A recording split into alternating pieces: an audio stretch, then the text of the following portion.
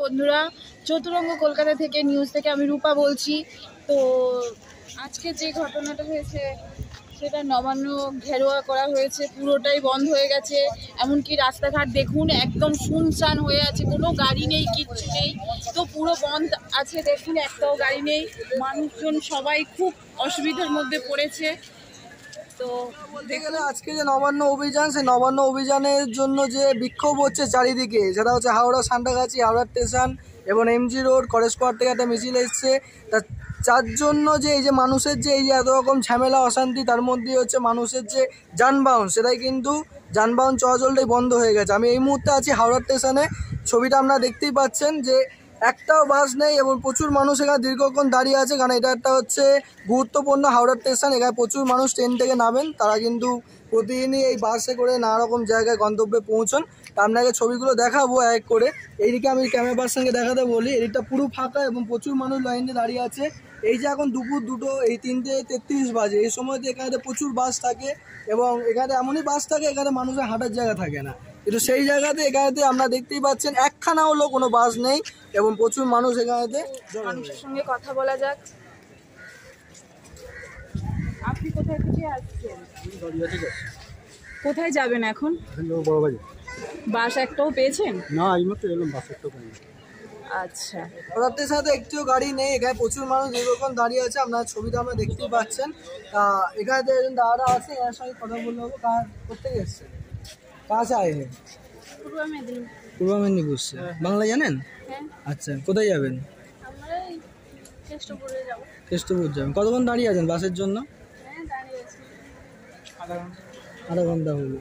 তাই আজকে যে এই যে নবান্ন অভিযান নিয়ে যে এত রকম যে ঝামেলা, এটার ব্যাপারে যদি কিছু বলে, মানুষ যে হ্যারাসমেন্ট হচ্ছে, মানুষের যানবাহন পাচ্ছে না, এই যে কষ্ট করছেন, এই যে কষ্ট করে দাঁড়িয়ে আছে, তবু আপনাদের যদি কিছু বলার থাকে।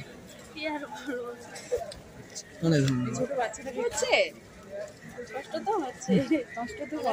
হাওড়া স্টেশনের মুখে একদম হাওড়া ব্রিজের উপরে এই সময়তে এখানেতে আমরা যে দাঁড়িয়ে কথা বলছি, সে দাঁড়াবার জায়গাতেও পাওয়া যায় না, কারণ এখানে প্রচুর গাড়ি যায় এবং রাস্তা পারাপারও হওয়ারও কোনো এখানে ব্যবস্থা থাকে না। তা এখন আমরা দেখাতে পাচ্ছি আপনাদেরকে যে এখানে প্রচুর মানুষ দেখতে পাচ্ছেন যে এখানে প্রচুর মানুষ বসে আছে। এরা কিন্তু কেউ আন্দোলনকারী নয়, এরা সব হচ্ছে বাস যাত্রী, বাসে যাবে। কিন্তু কোনো বাস নেই, দীর্ঘক্ষণ ধরে প্রায় 3 থেকে 4 ঘন্টা কোনো বাস নেই, তাই গন্তব্যে পৌঁছতে পারছে না। তাই জন্য এরা এখানে অলরেডি হাওড়া স্টেশনে বা হাওড়া ব্রিজের উপরেই বসে পড়েছেন। তা আমি আপনাকে ছবিগুলো দেখাবো, তো ক্যামেরা পার্সন দেখাতে বলবো ছবিগুলো। প্রচুর মানুষ এখানে দাঁড়িয়ে আছেন এবং সেখানেতে যে এই যে মানুষগুলো যে গন্তব্যে যাবে সে যেতে পারছে না। 3 থেকে 4 ঘন্টা এরা হলো যারা এখানেতেই বসে আছেন যাবো। কোনো গাড়ি, কোনো বাস, কোনো ট্যাক্সি, অটো, রিক্সা কিছুই পাওয়া যাচ্ছে না এখানেতে।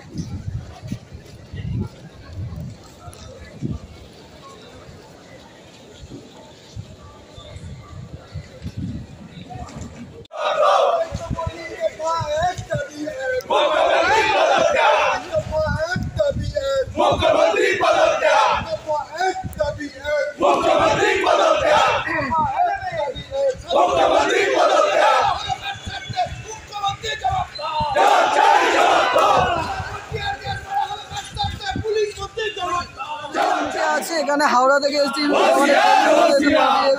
এসছে সেই মিছিলে তো আমি দেখতে পাচ্ছি আপনাকে লাইভ একদম এখানে এসছেন যারা।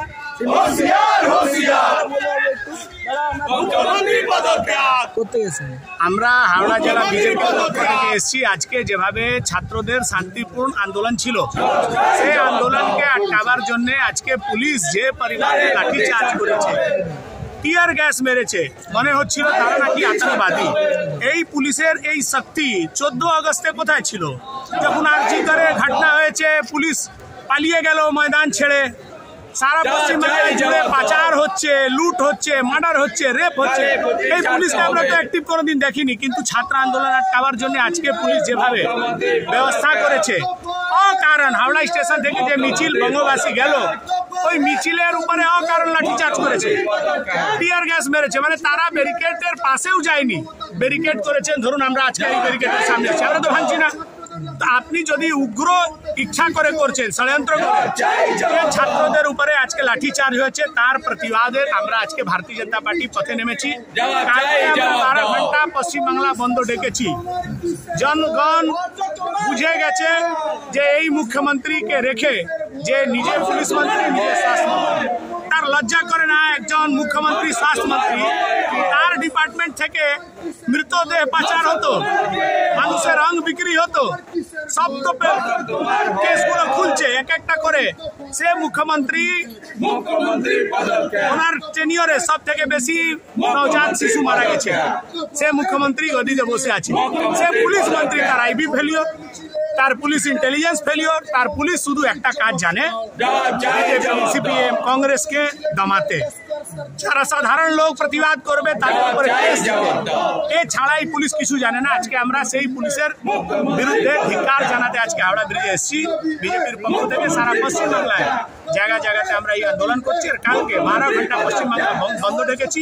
জনসাধারণ সমর্থন করবে, ছাত্র, শিক্ষক, ডাক্তার, ইঞ্জিনিয়ার, ফিল্মকার, সাধারণ মানুষ, বাড়ির মহিলা, সবাই কালকে বন্ধকে সমর্থন করবে। এই মুখ্যমন্ত্রীকে যতক্ষণ আমরা গদি থেকে সরাবো না, ততক্ষণ আমাদের আন্দোলন চলবে।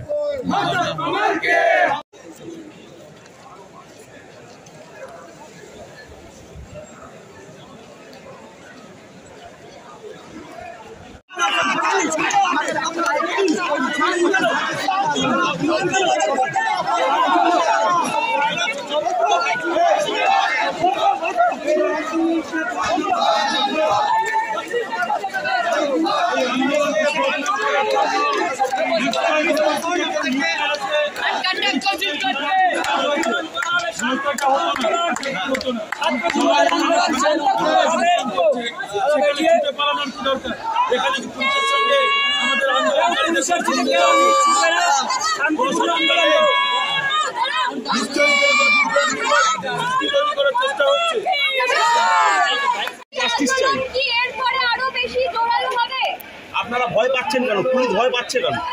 আমাকে বিনা কারণে মেরে তুললো কেন? এই তো আমার মেরে আমার হাত লাল করে দিচ্ছে, কেন করলো?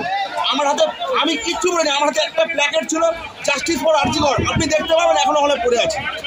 আপনি এখনো ওখানে পড়ে আছে, তাহলে দেখতে পারবেন পুলিশ মারলো কেন। পুলিশ ওখান দিয়ে বলছে শান্তিপূর্ণ যদি আন্দোলন হয় আপনারা করুন। এদিকে মাইকে এটা অ্যানাউন্স করছে আমরা তো এখানে কারো মারপিট করিনি। আপনি কি দেখলেন আমরা এখানে কারো মারপিট করেছি? আপনারা কি বলছেন? তাহলে আমাদের তুললো কেন, মারলো কেন? আমাদের প্ল্যাকেট কাগজে বোঝ, তাহলে আমরা মুখ বুঝে সব কিছু সহ্য করবো? আমরা কোনো আন্দোলন করতে পারবো না। আজকে আমাকে যদি পুলিশ দিয়ে ফাঁসি দিয়ে বিনা কারণে আমি কোনো আন্দোলন করতে পারবো না, পোস্ট করতে পারবো না, আমার ফ্যামিলি কোনো প্রোটেস্ট করতে পারবে না, প্রোটেস্ট করলে আমার ফ্যামিলিকেও ফাঁসি দিয়ে দেবে। কেন কেন?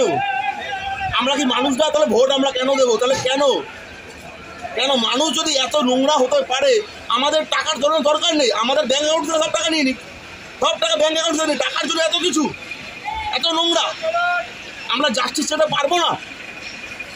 আপনি কোথা থেকে এসেছেন? আমি দমদম থেকে এসেছি, একা এসেছি। আমার বউ আসতে পর্যন্ত আমার বউয়ের শরীর খারাপ আসতে পারিনি, তোর বউ আমি আনিনি আমার বউকে। এছাড়া প্রত্যেকটা মিছিলে আমি আমার বউ বেরিয়েছি। আমার হাতে প্ল্যাকেট ছিল বলে আমাকে মেরেছে, ভালো করেছে, আবার মারুক, আরও মারুক, কত মারবে মারুক, রক্ত বের করে দিক, আমার রক্ত বের করে দিক, কিন্তু বিচারটা আমার চাই। আমার কেন প্রত্যেকটা নাগরিকের বিচার চাই। ওই জন্য এত দূর দৌড়ে দৌড়ে আছে। আমাকে শ্যামবাজার বাস আমাকে শ্যামবাজারে নামিয়ে দিচ্ছে, আমি ওখানে হেঁটে হেঁটে হেঁটে হেঁটে এসেছি। আমাকে বাস শ্যামবাজারে নামিয়ে দিচ্ছে, আমি ওখানে হেঁটে হেঁটে হেঁটে হেঁটে এসেছি। আমি প্ল্যাকার্ড নিয়ে আমি হেঁটে হেঁটে একা একা হেঁটে হেঁটে এসেছি। আমাদের প্ল্যাকার্ড ছিল বলে মেরে তুলে দিল, ভালো করেছে, কোনো অসুবিধা নেই।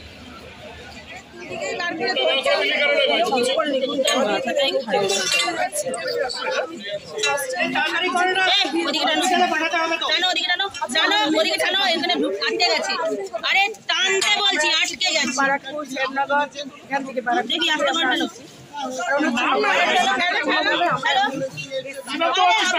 আমরা এখানে বসে একটা শান্তিপূর্ণভাবে ছিলাম, তাই যখন তারা দেয় তারা বুঝতে পারিনি এবং ওর ওপরে চোখ পড়ে, তার ফলে কি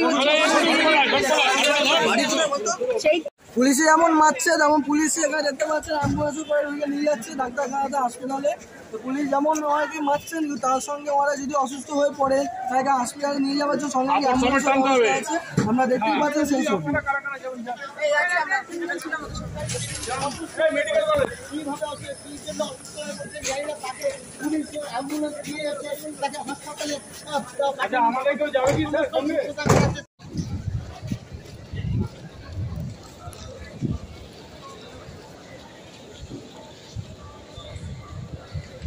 দেখুন এখন যে ব্যারিকেড দেওয়া আছে, পুলিশ দিয়ে পুরো আটকানো আছে, কখন যদি কখন মিছিল চলে আসবে তার জন্য মাইকে অ্যালাউন্স করা হচ্ছে যে নিজের হাতে থেকে আইন তুলে নেবে না।